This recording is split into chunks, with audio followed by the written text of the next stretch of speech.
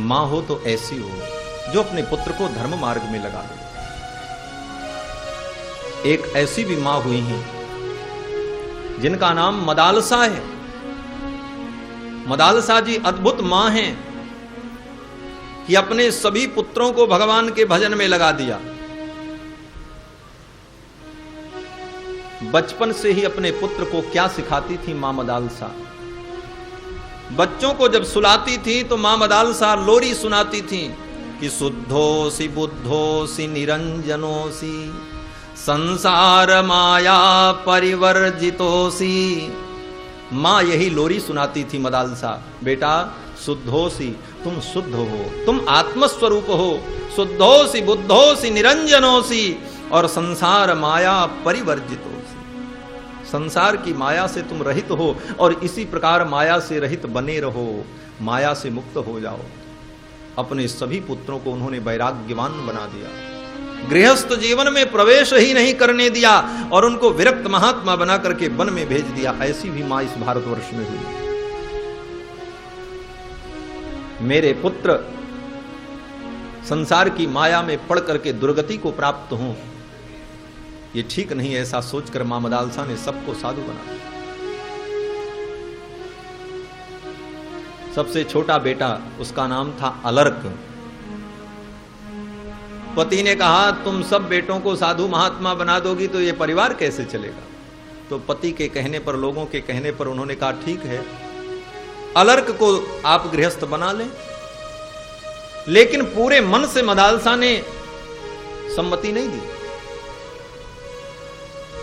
लेकिन उसके भी उद्धार का उपाय मां मदालसा ने कर दिया। एक सुंदर अंगूठी में एक पत्र लिख करके मां मदालसा ने रख दिया और अंगूठी बंद कर दी और मदालसा ने अपने पुत्र अलर्क को पहना दिया, बेटा इस अंगूठी को पहन लो और जब जीवन में तुम्हारे ऊपर बहुत बड़ी विपत्ति आ जाए तब इस अंगूठी को खोल करके पत्र पढ़ लेना। अलर्क जी उस अंगूठी को पहन करके गए, राज्य करने लगे, राजपाट में व्यस्त हो गए। एक दिन मां मदालसा को याद आई, अरे मेरे सब बेटे तो भगवत मार्ग में लग गए लेकिन ये तो संसार में फंस गया, अब इसको कैसे मुक्त करावें? और जब कोई विपत्ति आएगी तभी ये वो अंगूठी को खोलेगा, मुद्रिका को खोलेगा, तभी से ज्ञान होगा। तो विपत्ति आवे तो कैसे आवे? सभी राजा उसके अनुकूल थे। तो मां मदालसा ने अपने भाई को, मां मदालसा के भाई किसी देश के राजा थे, अपने भाई को मदालसा ने कहा है कि सेना लेकर के मेरे पुत्र के राज्य के ऊपर आक्रमण कर दो। अपने भाई से ही आक्रमण करवा दिया और जब पुत्र के राज्य में हाहाकार मच गया, चारों तरफ से सेना ने घेर लिया, तो अलर्क जी को बड़ा दुख हुआ। अब क्या करें, इस विपत्ति में पड़ गए। मां के वो वचन याद आए कि मां ने कहा था कोई भयंकर विपत्ति आवे तो पत्र को खोल करके देख लेना। अलर्क जी ने अंगूठी खोली और पत्र को जब खोला तो पत्र में लिखा था कि शुद्धोसी बुद्धोसी निरंजनोसी संसार माया परिवर्जितोसी। क्या चक्कर में पड़े हो, ये संसार की माया है, तुम शुद्ध बुद्ध आत्मस्वरूप हो और इस माया का त्याग करो। उसी समय वैराग्य हो गया अलर्क जी को। अलर्क जी ने कहा ले जाओ राज्य, सब कुछ छोड़ करके भगवान के भजन में लग गए। त्याग में ही सुख है। गीता में भगवान श्री कृष्ण कहते हैं त्यागात् शांति रनंतरम, त्याग के बाद ही शांति मिलती है। किसी वस्तु के ग्रहण में शांति नहीं है, अपितु उसके त्याग में शांति। त्यागात् शांति रनंतरम। दत्तात्रेय जी महाराज के 24 गुरु थे। उन 24 गुरुओं में एक बाज पक्षी भी गुरु था। वो बाज पक्षी मांस का टुकड़ा लेकर के उड़ रहा था, तब तक भयंकर चील ने उसके ऊपर आक्रमण कर दिया। अनेक पक्षी उसको घेर लिए, उसका पीछा करने लगे। वो भागता ही जाता है, पक्षी उसका पीछा कर रहे। तो उस बाज पक्षी ने देखा मेरे पंजे में मांस का टुकड़ा है, इसी के लिए सब पीछे पड़े। मेरे जीवन में जो अशांति है इसी के कारण इसका त्याग कर दे। उसने छोड़ दिया। जो ही वो मांस का टुकड़ा नीचे गिरा, सारे पक्षी उधर दौड़ गए और वो शांतिपूर्वक चला गया। दत्तात्रेय जी महाराज ने प्रणाम किया, तुम भी मेरे गुरु हो। आज मुझे शिक्षा मिली है कि शांति त्याग में है, वस्तु में नहीं है।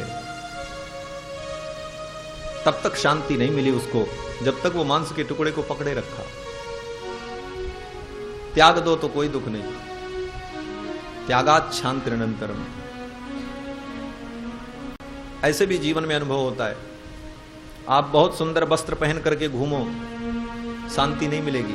घर में आकर के सब उतार करके रख दिया, एक सूती अंगोछा लपेट लिया, एक बनियान पहन ली, तो लगता अब शांति मिल गई। अच्छे कपड़े पहनने में सुख था तो रात में भी पहन के सोते, क्यों नहीं सोते? शांति तो त्याग में है। ये व्यवहारिक अनुभव है। बहुत अच्छा हम भोजन कर लें, भोजन करने में आनंद नहीं है, लेकिन शौच क्रिया शुद्धता पूर्वक हो जाए तो लगता है शांति का अनुभव। नहीं तो वो भोजन ही हमारे अशांति का कारण बन जाता है।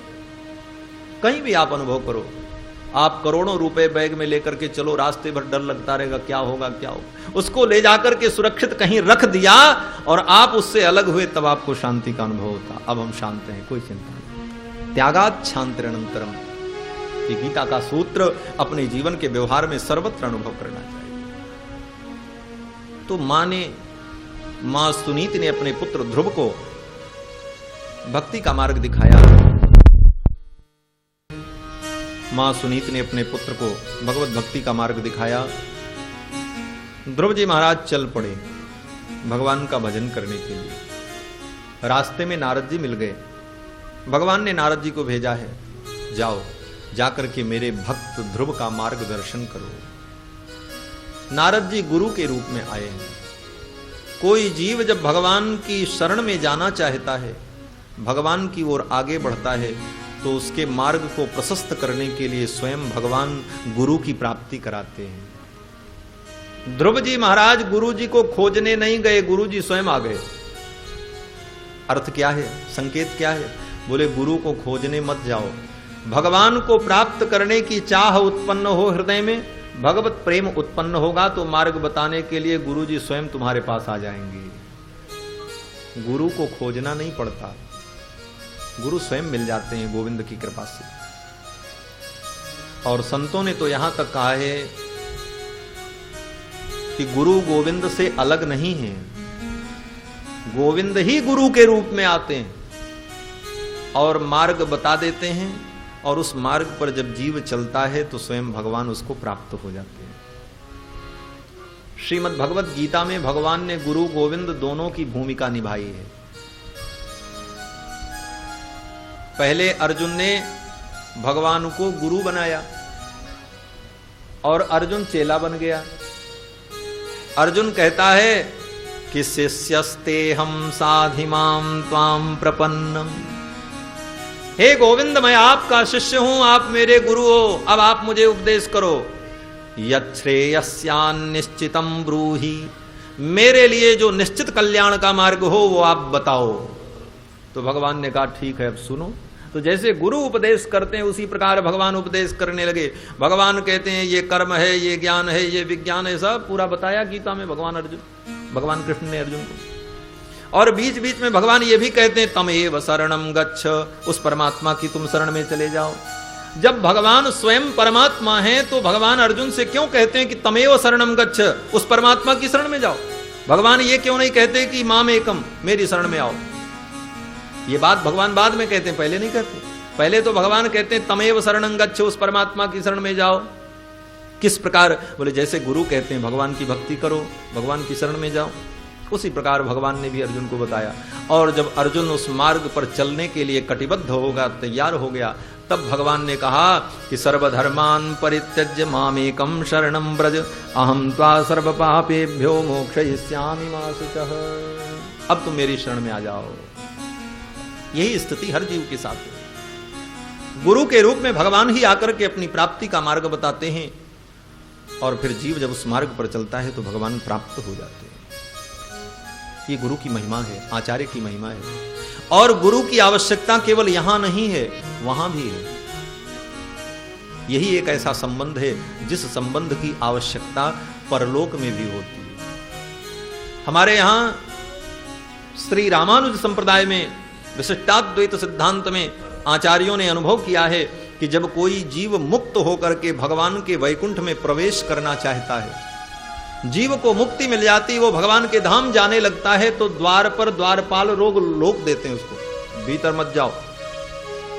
जीव वैकुंठ के द्वार पर, गोलोक के द्वार पर, साकेत लोक के द्वार पर खड़ा रहता है, और भगवान आते हैं भीतर से निकलकर। और भगवान कहते हैं कि तुम्हारे गुरु कहां हैं, उनको बुलाओ पहले।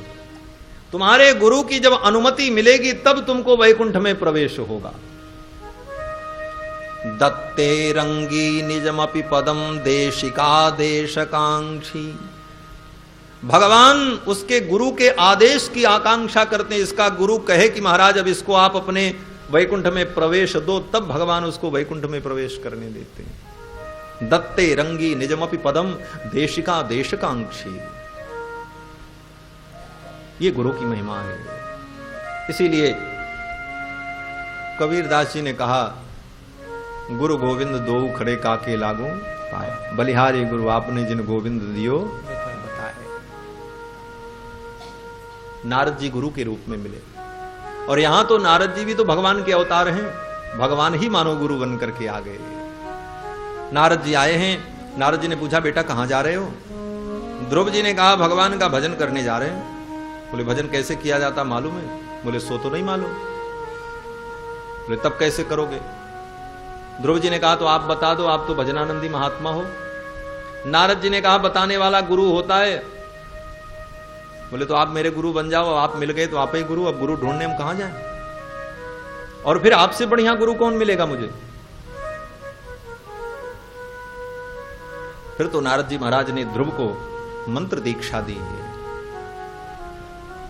ओम नमो भगवते वासुदेवाय, इस द्वादशाक्षर मंत्र का उपदेश किया है, दीक्षा दी। गुरु के द्वारा जब मंत्र की प्राप्ति होती है तभी मंत्र के जप से सिद्धि मिलती है। गुरुपदेश मार्गेण सिद्धिर भवति नान्यथा। गुरु के उपदेश के बिना कोई अपने मन से मंत्र का जप करे उसको सिद्धि नहीं मिलेगी। गुरु बिन भव निधि तरई न कोई, जो बिरंच शंकर सम होई। शंकर के समान, ब्रह्मा के समान कोई ज्ञानी हो जाए, लेकिन गुरु के द्वारा अगर मार्गदर्शन नहीं हुआ है तो उसे सिद्धि की प्राप्ति नहीं होगी। गुरुपदेश मार्गेण सिद्धिर भवति नान्यथा। गुरु के द्वारा ही मंत्र प्राप्त करना चाहिए। यह तो निश्चित है कि गुरु के द्वारा मंत्र प्राप्त करें, लेकिन गुरु की विशेषता क्या होनी चाहिए? तो गुरु के विषय में भी शास्त्र का वचन है। आचार्य और गुरु कैसा हो? तो श्री वेदव्यास जी महाराज लिखते हैं कि आचार्यो वेद संपन्नो विष्णु भक्तो विमत्सरः। गुरु को कैसा होना चाहिए? बोले, वेद संपन्नो, उसे वेद का ज्ञान होना चाहिए, क्योंकि वेद परमात्मा का संविधान है। और परमात्मा के संविधान को अगर गुरु नहीं जानता है तो क्या उपदेश करेगा? आचार्यो वेद संपन्नो, और दूसरी विशेषता विष्णु भक्तो, भगवान का भक्त हो, विमत्सरः, ईर्ष्या से रहित हो। आचार्यो वेद संपन्नो विष्णु भक्तो विमत्सरः, मंत्रज्ञो मंत्र भक्तश्च सदा मंत्राश्रयः शुचिः। और मंत्र में उसकी भक्ति हो, मंत्र का वो जप करता हो, उसका जीवन पवित्र हो। सत्संप्रदाय संयुक्तो ब्रह्म विद्या विशारदः, और किसी संप्रदाय से, परंपरा से उसको मंत्र प्राप्त हुआ हो। ऐसा नहीं कि गुरुजी महाराज पोथी में से देख के सबको मंत्र बता रहे हो, उनको भी उनके गुरु ने दिया हो, ऐसा पारंपरिक मंत्र हो। ऐसे गुरु से ही दीक्षा प्राप्त करनी चाहिए।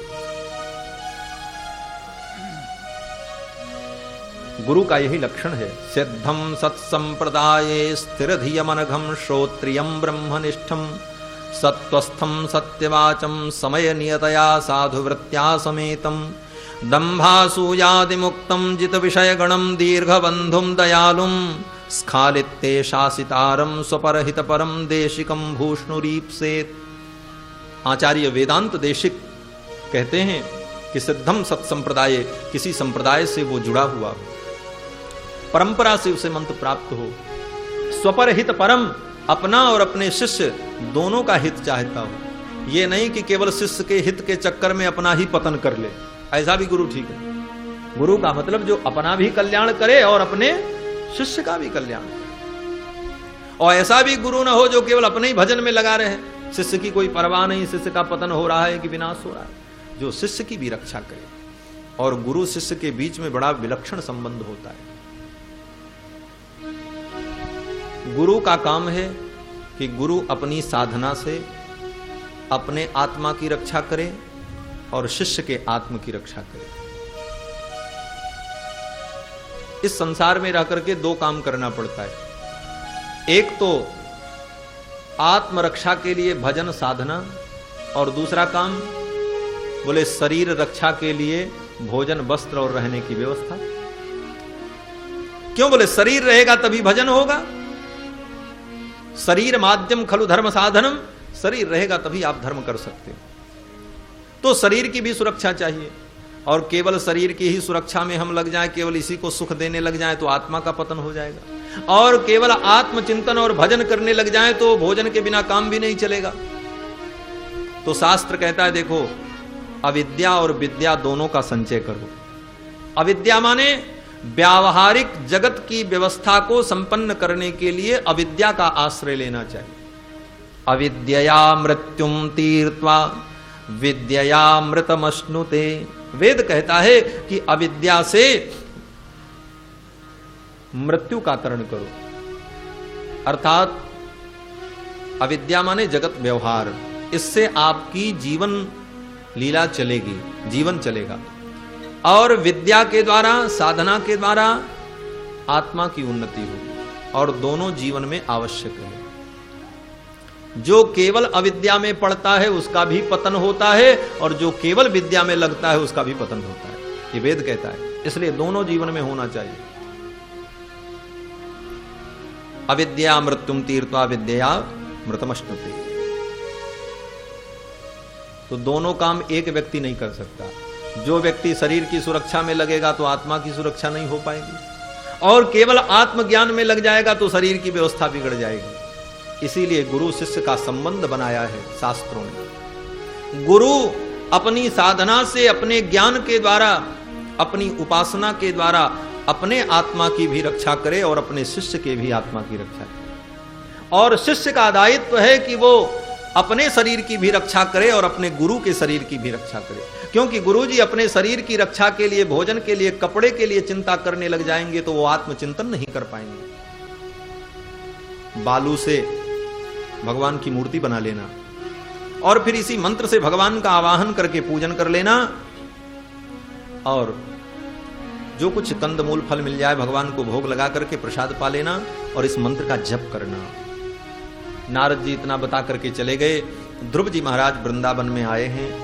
ध्रुव जी ने जमुना में स्नान किया, जमुना की बालू से भगवान की मूर्ति बना ली, कृत्वा मर्त्यमयीम बुधः, और फिर जो कुछ मिला पुष्प पत्र उसी से पूजा कर ली, कंद मूल फल भगवान को भोग लगाया, और भोग लगाने के बाद प्रसाद पाकर मंत्र का जप करने लगे। ओम नमो भगवते वासुदेवाय। ये मंत्र 12 अक्षर का है, इसको द्वादशाक्षर मंत्र कहते हैं। मंत्र का अर्थ तो बड़ा गंभीर है, लेकिन इतना ही जाने कि नमः नमस्कार वाचक है। भगवते माने 60 गुण्य संपन्नता भगवान की, 6 गुणों से संपन्न जो भगवान हैं उनको भगवत कहा, भगवते। और वासुदेवाय माने जो कण कण में वास कर रहे हैं वो भगवान वासुदेव। ऐसे तो वसुदेव जी के पुत्र हैं भगवान श्री कृष्ण, इसलिए भी उनका नाम वासुदेव है, लेकिन ये वासुदेव नाम भगवान का सनातन नाम है, अनादिकाल से। वासुदेव शब्द का अर्थ है जो कण कण में वास करता है उसको वासुदेव कहते हैं। वासनाद वासुदेवस्य वासितम भुवनत्रयम, जो तीनों लोकों में बसता है, कण कण में बसता है, उसको वासुदेव कहते हैं। और इसी मंत्र का जप मनु और शत्रुपा ने नैमिषारण्य में किया था। श्रीमद् रामचरितमानस में श्री गोस्वामी तुलसीदास जी ने वर्णन किया है, मनु और शत्रुपा ने नैमिषारण्य में जाकर के इसी मंत्र का जप किया। 12 अक्षर मंत्र पुनि जप्यो सहित अनुराग, वासुदेव पद पंकरुह दंपति मन अतिलाग। श्रद्धा पूर्वक इस मंत्र का जप किया था, और मंत्र के प्रभाव से, जप के प्रभाव से भगवान प्रकट हुए। भगत बछल प्रभु कृपा निधाना, विश्ववास प्रगटे भगवाना। मंत्र की मानो व्याख्या की है गोस्वामी जी ने, विश्ववास प्रगटे भगवान। कौन से भगवान प्रकट हुए? बोले जो विश्व में वास करते हैं। वासनाद वासुदेवस्य वासितम भुवनत्रयम। विश्ववास भगवान प्रकट हुए। तो इसी मंत्र का जप ध्रुव जी महाराज ने किया है। आइए श्रद्धा और भक्ति के साथ हम लोग भी संकीर्तन कर लें। इसके पश्चात आगे की कथा श्रवण करेंगे। ओम नमो भगवते वासुदेवाय। ओम नमो भगवते वासुदेवाय। ओम नमो भगवते वासुदेवाय। ओम नमो भगवते वासुदेवाय। ओम नमो भगवते वासुदेवाय। ओम नमो भगवते वासुदेवाय। ओम नमो भगवते वासुदेवाय। ओम नमो भगवते वासुदेवाय। ओम नमो भगवते वासुदेवाय। ओम नमो भगवते वासुदेवाय। ओम नमो भगवते वासुदेवाय। ओम नमो भगवते वासुदेवाय। वासुदेवाय कृष्णचंद्राय। वासुदेवाय कृष्णचंद्राय। वासुदेवाय कृष्णचंद्राय। वासुदेवाय कृष्णचंद्राय। वासुदेवाय नंदनाय। वासुदेवाय कृष्णचंद्राय। वासुदेवाय कृष्णचंद्राय। वासुदेवाय कृष्णचंद्राय। वासुदेवाय कृष्णचंद्राय।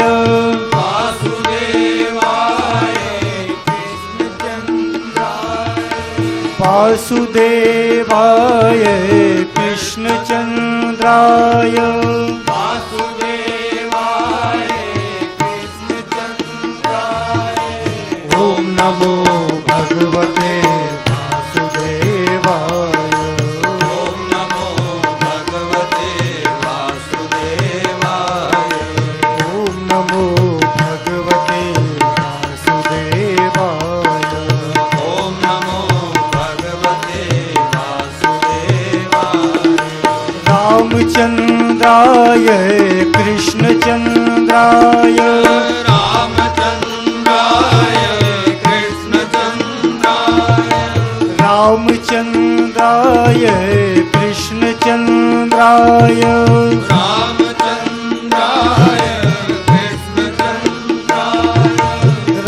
रामचंद्राय कृष्णचंद्राय। रामचंद्राय कृष्णचंद्राय। रामचंद्राय कृष्णचंद्राय। रामचंद्राय कृष्णचंद्राय। रामचंद्राय कृष्णचंद्राय। रामचंद्राय कृष्णचंद्राय। रामचंद्राय कृष्णचंद्राय। रामचंद्राय कृष्णचंद्राय। रामचंद्राय कृष्णचंद्राय। ओम नमो भगवते वासुदेवाय। ओम नमो भगवते वासुदेवाय। ओम नमो भगवते वासुदेवाय। ओम नमो भगवते वासुदेवाय। ओम नमो भगवते वासुदेवाय। ओम नमो भगवते वासुदेवाय। ओम नमो भगवते वासुदेवाय।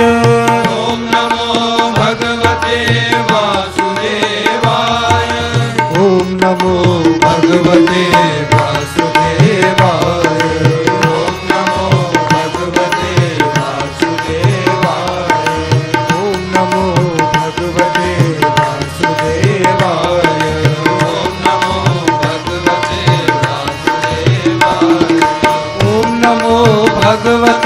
वासुदेवाय। ओम नमो भगवते वासुदेवाय। ओम नमो भगवते वासुदेवाय। ओम नमो भगवते वासुदेवाय। ओम नमो भगवते वासुदेवाय। ओम नमो भगवते वासुदेवाय। ओम नमो भगवते वासुदेवाय। ओम नमो भगवते वासुदेवाय। ओम नमो भगवते वासुदेवाय। ओम नमो भगवते वासुदेवाय। ओम नमो भगवते वासुदेवाय। ओम नमो भगवते वासुदेवाय।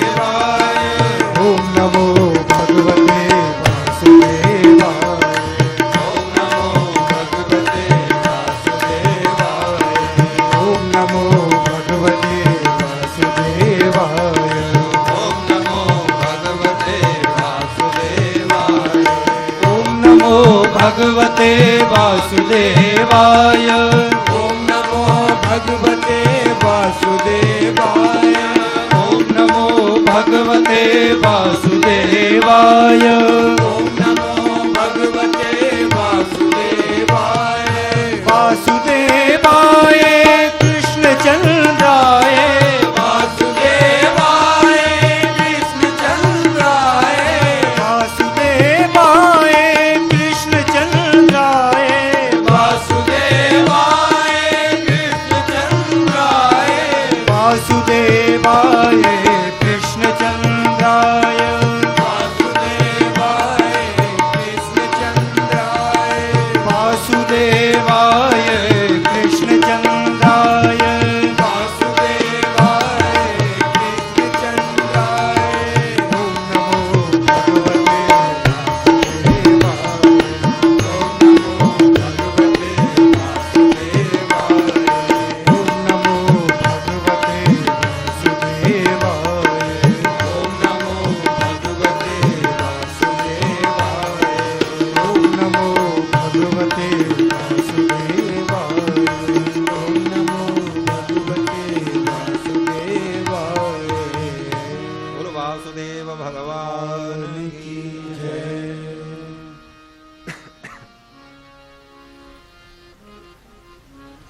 श्री ध्रुव जी महाराज ने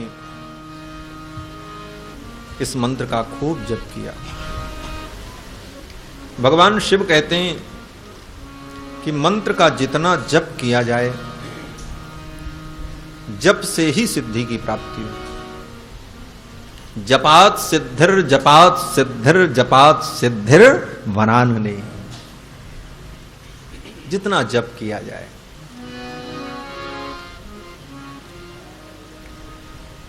ध्रुव जी महाराज की निष्ठा अद्भुत। जब जप प्रारंभ किया तो एक दिन मंत्र जप करने बैठे तो लगातार 3 दिन 3 रात्रि तक मंत्र का जप करते रहे। त्रिरात्रांते त्रिरात्रांते कपित्थ बदरासन। 3 दिन 3 रात्रि बीत गई।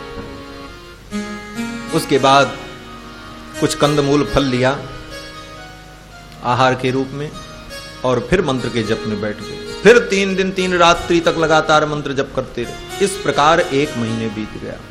1 महीने में केवल 10 बार फलहार ग्रहण किया और मंत्र जप चलता रहा। साधना और बढ़ने लगी। दूसरा महीना जब लगा तो दूसरे महीने में 6 दिन 6 रात्रि तक मंत्र का जप करते रहे। तीसरा महीना लगा तो 9 दिन 9 रात्रि तक लगातार मंत्र का जप करते रहे। तृतीयम चानयन्माशम नवमे नवमे हनि। इस प्रकार 3 महीना बीता। जब चौथा महीना लगा तो चतुर्थम अपि वै मासम द्वादशे द्वादशे हनि। चौथे महीने में 12-12 दिन तक मंत्र का जप। और जब 5वां महीना लगा तो अखंड समाधि लग गई। पंचमे मास्यनुप्राप्ते जितश्वासो नृपात्मजः। अपनी श्वास को जीत लिया ध्रुव जी महाराज ने। अखंड समाधि लग गई। योग सूत्र में कहा है कि अष्टांग योग में अंतिम स्थिति क्या है? समाधि। यम नियम आसन प्राणायाम प्रत्याहार धारणा ध्यान समाधि। अष्टांग योग में अंतिम योग समाधि है। क्रम से अगर चलें तो पहले यम करना होगा, फिर नियम, यम नियम, फिर आसन, फिर प्राणायाम, फिर प्रत्याहार। इस क्रम से जाकर के समाधि लगेगी। एक मार्ग यह भी है। और दूसरा मार्ग महर्षि पतंजलि अपने योग शास्त्र में कहते हैं कि एक मार्ग और है, सरल मार्ग। सरल मार्ग क्या है? बोले ईश्वर प्रणिधानाद वा। पातंजल योग सूत्र में महर्षि पतंजलि कहते हैं कि ईश्वर प्रणिधान अगर जीवन में हो, अर्थात उसका ध्यान, उसके मंत्र का, उसके नाम का जप, तो इससे भी समाधि लग जाएगी। एक समाधि प्राप्त करने का यह भी मार्ग है, ईश्वर प्रणिधानाद वा। और फिर आगे दूसरे सूत्र में महर्षि पतंजलि लिखते हैं कि उसका नाम कैसे जपा जाए? बोले तस्य वाचको प्रणवः। उस परमात्मा का वाचक प्रणव है, ओम। इस ओम का निरंतर जप करते रहें तब भी समाधि लग जाएगी। और ये ओम भगवान के जितने मंत्र हैं, भगवान के जितने नाम हैं, सबका बोध कराने वाला है। अर्थात कोई भी भगवान का नाम, कोई भी भगवान का भगवत मंत्र अगर निष्ठा पूर्वक हम जप करें तो जप करते करते जप के प्रभाव से ही समाधि की प्राप्ति हो जाती है। तस्य वाचको प्रणवः ईश्वर प्रणिधानाद वा। तो ईश्वर प्रणिधान और जप के द्वारा ही ध्रुव को समाधि की प्राप्ति हो गई।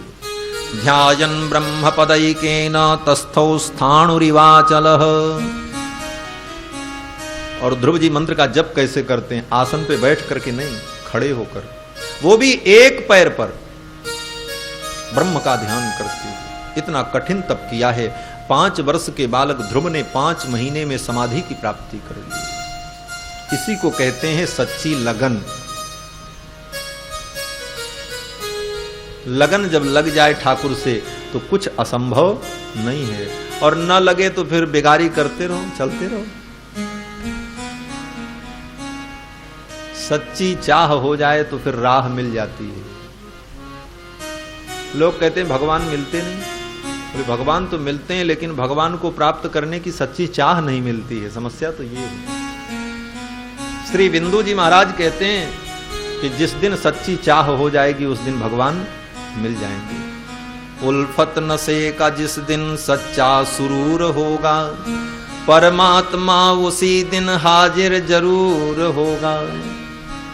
उल्फत नशे का जिस दिन सच्चा सुरूर होगा, फिर भगवान के मिलने में देर नहीं है। इसी दुनिया में सूर, कबीर, रहीम, रसखान, मीरा को भगवान मिले हैं और मिल रहे हैं। कितने संतों को भगवत दर्शन हुआ और आगे भी मिलेंगे। लेकिन भगवत प्राप्ति की त्वरा हो, ये दृढ़ता हो। बिंदु जी कहते हैं कि उल्फत नशे का जिस दिन सच्चा सुरूर होगा, परमात्मा उसी दिन हाजिर जरूर होगा। हर शय में उसकी सूरत उस दिन झलक पड़ेगी, जिस दिन दुई का पर्दा इस दिल से दूर होगा। लग जाएगी जो उसके कदमों की एक ठोकर, पापों का सख्त पुतला पल भर में चूर होगा। गर अस्त्र बिंदु यूं ही ढलते रहे बिला शक, तो बंदे के सामने हाजिर हुजूर होगा। उल्फत नशे का जिस दिन सच्चा सुरूर होगा, परमात्मा उसी दिन हाजिर जरूर होगा। ये लगन है। लगन लग गई और ध्रुव जी महाराज को समाधि की प्राप्ति हुई। ध्रुव की समाधि से देवता व्याकुल हो गए। अरे ये कहीं मेरे पद को प्राप्त करने के लिए तो तप नहीं कर रहा है। सबकी सांस ऊपर नीचे होने लगी। देवता लोग जाकर के भगवान से कहते हैं, प्रभु मेरी श्वास अवरुद्ध हो रही है। तो भगवान ने कहा, चिंता मत करो, मेरा भक्त ध्रुव तपस्या कर रहा है, उसी कारण ऐसा हुआ है। मैं जाऊंगा और अपने भक्त ध्रुव का दर्शन करूंगा। और भगवान चल पड़े। श्री मैत्रेय जी महाराज कहते हैं कि सहस्र शीर्षापि ततो गरुत्मता मधोर्वनम भृत्य दिदीक्षया गतः। सहस्र शीर्षापि ततो गरुत्मता, जिस परमात्मा को वेदों ने सहस्र शीर्षा कहा है, सहस्र शीर्षा पुरुष सहस्राक्ष सहस्रपात, स भूमिम सर्वतो वृत्वा अत्यतिष्ठत दशांगुलम। वो परमात्मा भगवान श्री हरि अपने गरुड़ पर बैठ करके आए। ततो गरुत्मता, गरुड़ पर बैठ करके क्यों आए? भगवान का एक नाम है गरुत्मान, गरुड़ पर विराजते हैं वो, गरुड़ वाहन। कारण कि गरुड़ जी महाराज वेदात्मा हैं। गरुड़ जी के पंख के एक एक रोम जो हैं वो वेद के मंत्र हैं। वेदात्मा विहगेश्वरो यवनिका माया जगन्मोहिनी।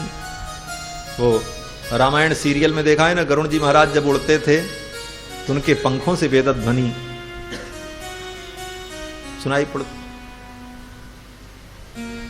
तो गरुड़ जी महाराज का पंख जो है उसके एक एक रोम वेद की ऋचाएं हैं। गरुड़ को वेदात्मा कहा है। छंदोमयेन गरुड़ेन समुह्यमान।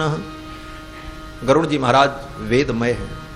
और ऐसे गरुड़ पर भगवान बैठते हैं और तब आते हैं। भक्त गजराज की रक्षा करने के लिए भगवान आए तो वहां भी गरुड़ पर बैठ करके आए। संकेत क्या है? बोले ये बड़ा सुंदर संकेत है कि भगवान का दर्शन तब होगा जब भगवान गरुड़ पर बैठे होंगे। और गरुड़ क्या है? बोले वेद स्वरूप हैं, वेदात्मा हैं। अर्थात वेद का जब आधार लेकर के चलोगे तभी भगवान मिलेंगे, क्योंकि भगवान वेदाधार हैं। भगवान वेदों के द्वारा ही जाने जा सकते हैं। इसीलिए वाल्मीकि रामायण में कहा है, वेद वेद्य परे पुंसि जाते दशरथात्मजे। परमात्मा का एक नाम है वेद वेद्य। वो वेदों के द्वारा ही जाना जा सकता है। वेदों के बताए हुए मार्ग से ही हम परमात्मा को जान सकते हैं। इसीलिए भगवान गरुड़ पर बैठ करके आते हैं। अर्थात वेद का आश्रय लेने पर ही परमात्मा का सही ज्ञान हो सकता है। परमात्मा के विषय में सच्चा ज्ञान तो वेद मार्ग से, वेदांत मार्ग से ही मिलता है। गरुड़ पर बैठ करके भगवान आए हैं। मधोर वनम भृत्य दिदक्षयागतः। भगवान आए, भगवान ने देखा ध्रुव जी तो तपस्या में लगे हैं, इनकी समाधि कैसे टूटे। तो भगवान ने संकल्प किया। भगवान के संकल्प करते ही ध्रुव जी का ध्यान छूट गया। ध्यान जब छूटा तो ध्रुव जी ने आंखें खोल दी, और जब आंखें खोली तो देखा सामने कोटि कोटि ब्रह्मांड के स्वामी भगवान श्री हरि खड़े थे। बोलो वैकुंठनाथ भगवान की जय। ध्रुव ने देखा भगवान को। सशंख चक्रम सकिरीट कुंडलम सपीत वस्त्रम सरसीरुहेक्षणम सहार वक्षस्थल कौस्तुभ श्रियम नमामि विष्णुम शिरसा चतुर्भुजम। शंख चक्र गदा पद्म धारण किए हुए भगवान सम्मुख खड़े हैं। करोड़ों करोड़ों ब्रह्मांड के स्वामित्व को सूचित करने वाला किरीट मुकुट भगवान के मस्तक पर देदीप्यमान हो रहा है। मकराकृत कुंडल, गभुआरी अलकावली, अष्टमी के चंद्रमा के समान भगवान का सुंदर ललाट, ललाट के मध्य में सुंदर ऊर्ध्वपुंड की रेखा, दिव्य भगवान की भौहें, कमानदार कर्णांत भौहें, और भौहों के नीचे भगवान के सुमधुर नेत्र, कजरारे, लजीले, सकचीले, सरसीले, सरमीले, गर्बीले, नशीले, गशीले। कितनी भी उपमा दी जाए कम है। अद्भुत सौंदर्य भगवान का। कजरारे भगवान के नेत्र नासिका के मूल से लेकर के कान के मूल पर्यंत। कर्णांत लोले क्षणम, करुणा से ओतप्रोत, करुणा से परिपूर्ण भगवान के नेत्र। सुंदर समुन्नत भगवान की नासिका जो सुकतुंड को भी लज्जित करती है। सुमधुर भगवान के अधर, जिन अधरों की अरुणिमा को देखकर आर्य ललना भी अपने आर्य चरित्र से विचलित हो जाएं, ऐसे भगवान के सुमधुर अधर।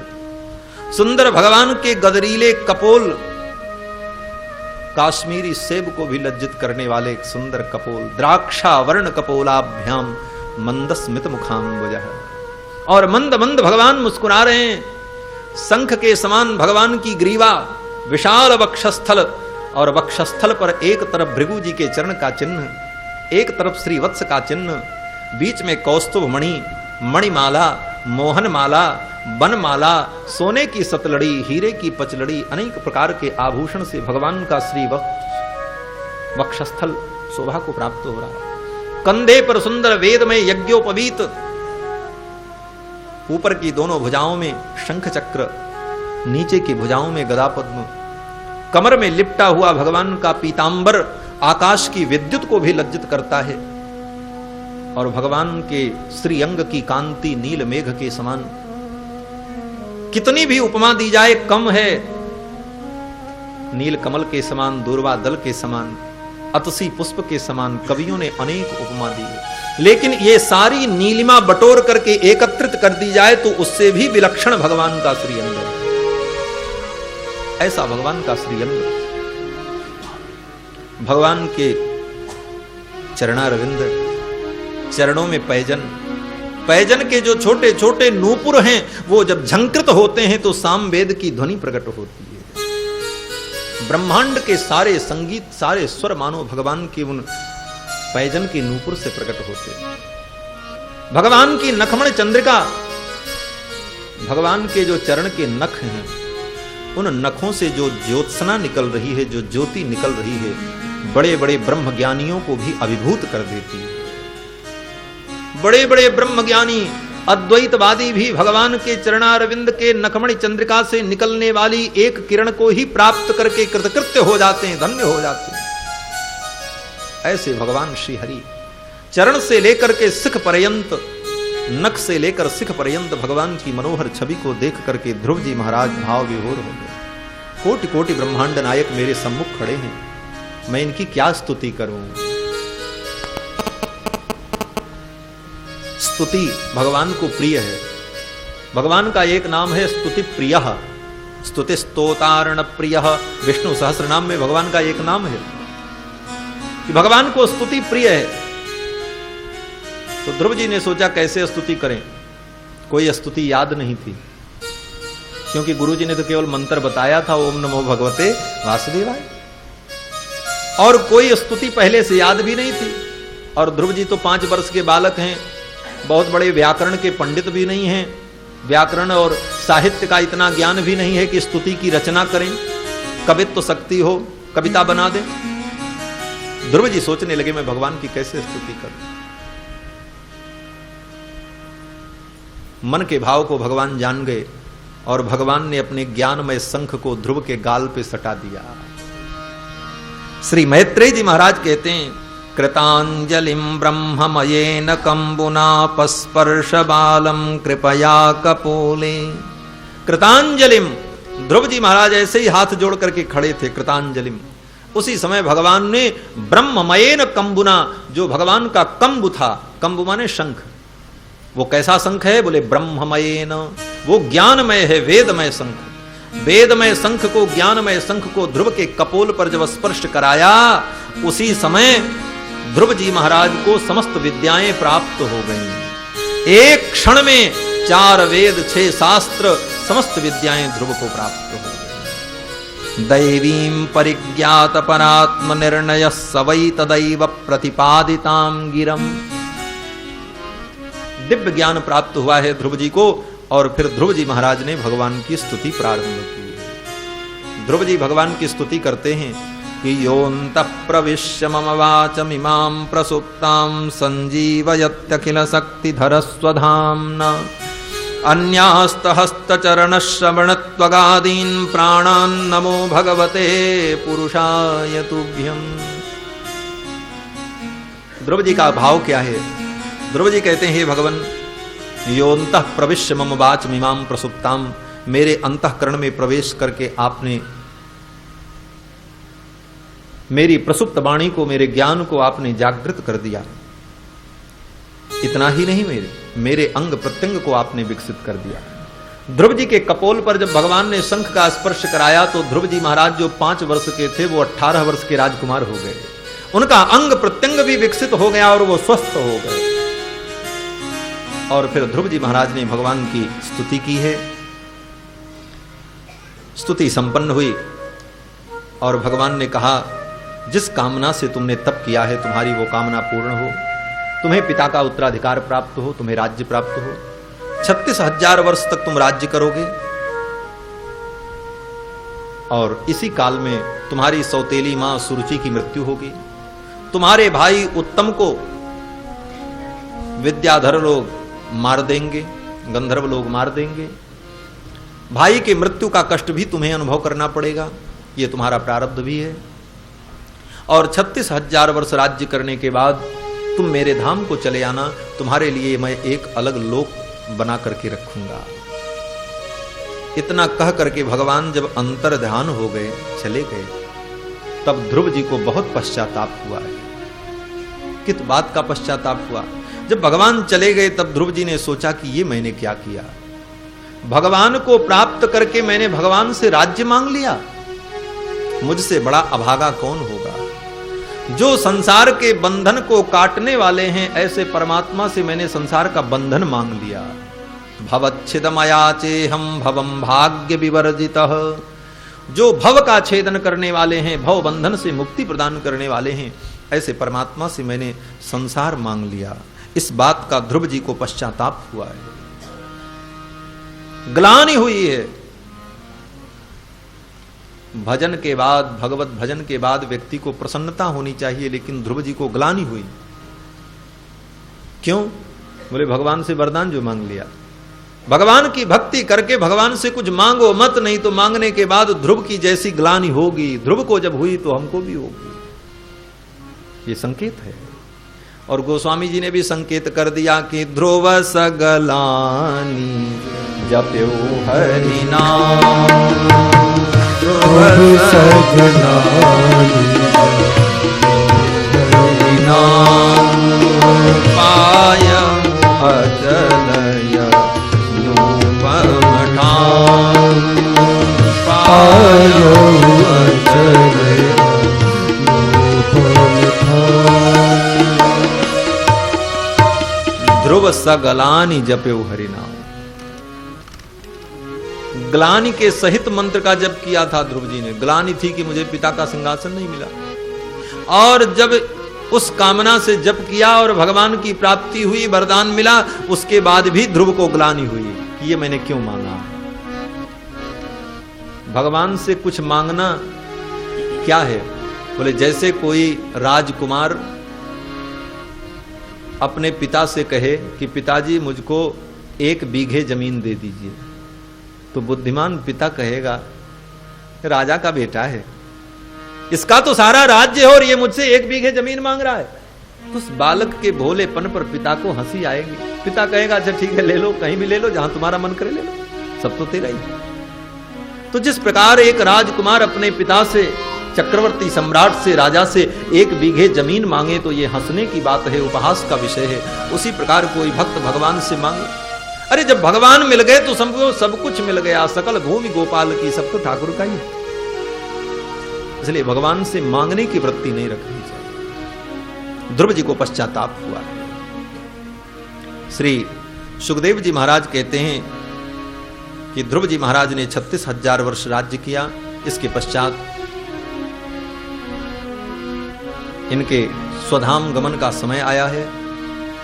पुष्पक विमान आया, दिव्य विमान, देवता लोग बैठे थे। उन देवताओं ने कहा महाराज आप अपने धाम चलो। उसी समय मृत्यु देवता आए हैं, मृत्यु के सिर पर पैर रख करके ध्रुव जी महाराज विमान में बैठे हैं और भगवत धाम को गए हैं। इनको भगवत प्राप्ति हुई। बोलो श्री ध्रुव जी महाराज की जय। इसके पश्चात इनके वंश में उत्पन्न होने वाले राजा बेन की चर्चा आती है।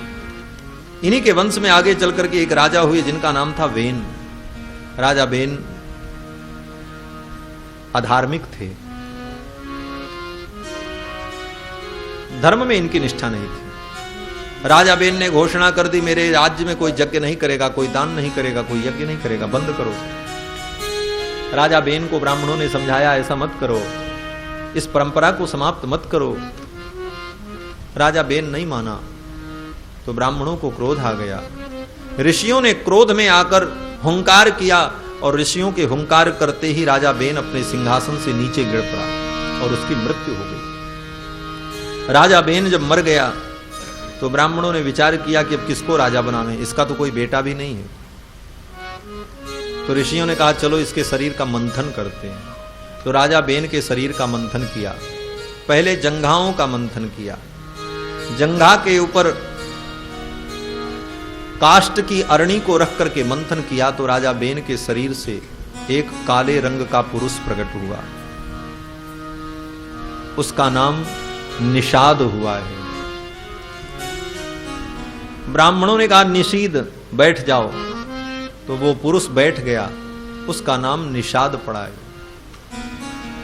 और फिर ऋषियों ने राजा बेन की भुजाओं का मंथन किया। जब भुजाओं का मंथन किया तो राजा बेन की भुजा से भगवान की भुवन पावनी कला का प्रादुर्भाव हुआ। बाहुभ्याम मध्यमानाभ्याम मिथुनम समपद्यत तद्दृष्ट्वा मिथुनम जातम ऋषयो ब्रह्मवादिनः ऊचुः परम संतुष्टा विदित्वा भगवत कलाम।